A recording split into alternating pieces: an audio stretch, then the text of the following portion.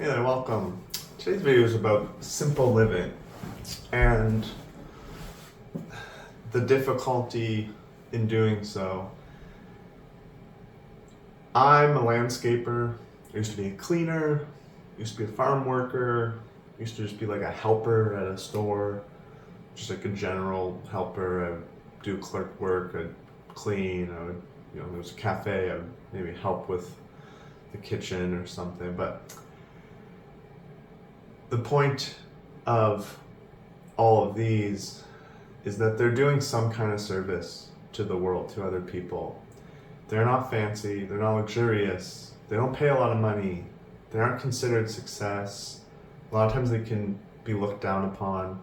At best, they're just neutral in people's perception.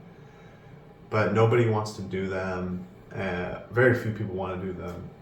And people are pressured to go for something big in their life, live their dreams, And there's a beauty to that, especially in a world that can be oppressed and, forced labor is put upon most people just for basic needs that we already have an abundance of, which is, that's another topic, how there's so much food waste and empty houses and empty condos and empty office rooms when people are starving and need shelter, or people are just struggling day by day to maintain that, and it never changes because they don't really have the tools or the luck to branch out and get something better. And then we create this false story that, oh, it's their own fault. And in some cases there are actions and habits that are people's responsibility, but it kind of ignores the fact that we can't all be rich, because rich requires like a impoverished labor source. It requires people that aren't making tons of money who create those settings, products, services that are the desires of wealthy people and just normal people. We can't have an abundance of luxuries and recreations and foods and restaurants and experiences, escape rooms and mini golf and cruise ships and flights to other places of the world and retreats and so many luxuries in this world, virtual reality headsets, video games. We can't have these things without a lot of people just not being paid well. It's just the unfortunate reality that that's where we're at. We create these immense luxuries and access to smartphones because there's labor in other parts of the world, whether from extracting the resources to manufacturing the resources to shipping the resources, and then even just selling the resources. None of those are fancy jobs. No one's like wishing they worked at Best Buy or wishing they worked in a cobalt mine in the Congo. But we all need those just to have our smartphone. It's just to have these little things that almost we take for granted nowadays. So simple living is one of the antidotes, one of the things that we should value more, one of the things we should love, not begrudgingly, not angrily, not in spite or in hate of wealth or luxury or fame or more prosperous and valued jobs, but just for its own sake, because it's just part of a good world.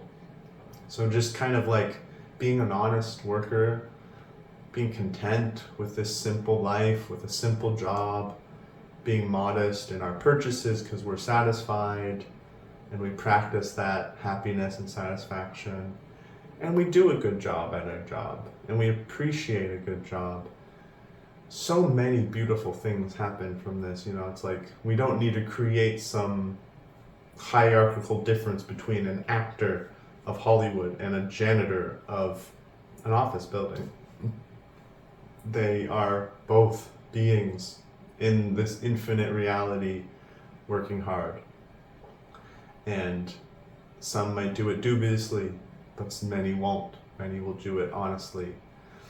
And so be one of those honest people, whatever you're doing.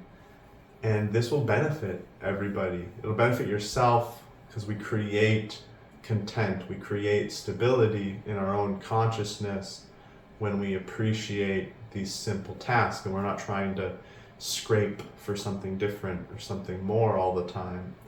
We rid ourselves of anxiety because we're not worried that we're not successful. We're not worried that we're not, cool enough or famous enough, or we're not important enough. We're appreciating what's here and now in this mundane life. And we kind of don't really have that worry and anxiety when we do that. This all affects everyone around us. We give these services to the world and we do a good job, and this will make others happier. Some won't be grateful. Some will still be upset, but many will just be happy, even if temporarily, because these things are done, because the leaves are off the street, because the hallway is clean, because the bathroom isn't disgusting, because the taxes are taken care of, because, the food is served. Many people, even if they're not directly grateful, they will be intuitively grateful through their temporary enjoyment of these things. Likewise, we affect the people around us just because we are honest, content, happy beings doing whatever job the universe has allotted to us for that time. We don't have to be these things for 90 years, but to do a good job and appreciate it while it's here. We're going to make people happy just out of empathy, just out of being a role model. And this is good for the world. There's a lot of anxiety, a lot of stress, a lot of hate, a lot of anger. And it's kind of contagious in a way. We kind of ricochet off each other. So when we don't do that, we really do a good to the people around us. And then they have a higher probability of doing good to the people around them. And it spreads. It spreads more than we would think. And at the same time, there's so much wrong with the luxury world, the world of trying to succeed and then compete and have more money than others and just have more money even if you're not comparing to others. It relies so much on a world that's extracted from a world where workers and laborers aren't necessarily treated well. And it relies a lot on a consciousness that's pretty toxic. It's just filled with dissatisfaction. It's filled with judgment upon ourselves and others to keep climbing that artificial ladder. And it is a relinquishment of power, the power of love in our consciousness, because what happens is almost all the time, it's like pretty ubiquitous. It's not 100%, it's not universal, but most of the time we are going to need to have a consciousness that cares about what other people think. It cares about if they give us energy and attention and resources and money and opportunities. We're going to care if they judge us well and look positively towards us, so then we can network with them and start climbing that ladder, because they have the resources we need to become successful, whether it's in appearance, in finances, in job security. You don't just get there out of complete merit. Nobody knows you didn't care what they thought. That can happen, but it's mostly a little bit of a game of interaction. And this is a really good way to throw away our self-contentment, our ability to just enjoy and love the moment and enjoy and love reality and what is truly reality, the interconnected self of all things, because we care specifically about certain individuals that can offer us a life that is specific to our desires, and we will care less about other people that don't offer us that, even if that's just subconscious, even if that's just conditioned into us by the people in our surroundings.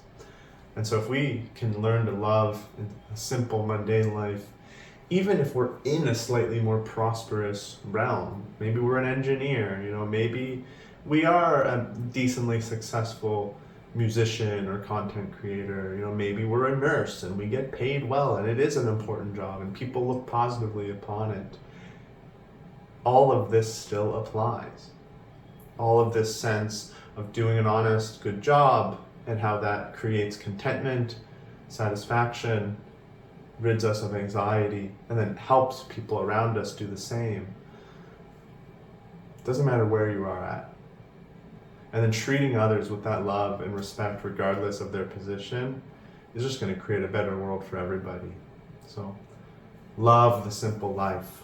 And eventually, the more people that do that, the more we can create cooperatives and communities that we make even more simple lives, lives that aren't so attached to technology and resource extraction, but we create the resources like the food, like the housing, like the clothes from simple ingredients, which is what we used to do and we still can do. We just need to cooperate and create or find settings and environments where we can do that together. But that's not going to happen if we don't even know how to enjoy what's here now in the simple life that is present. Because if we're still in the mindset of more, better, even if we went to a permaculture farming community, greed would cascade and dissatisfaction would reverberate, and we would most likely alienate people in order to make money or create more something of what we want. So, thank you so much for watching. Om Sanam.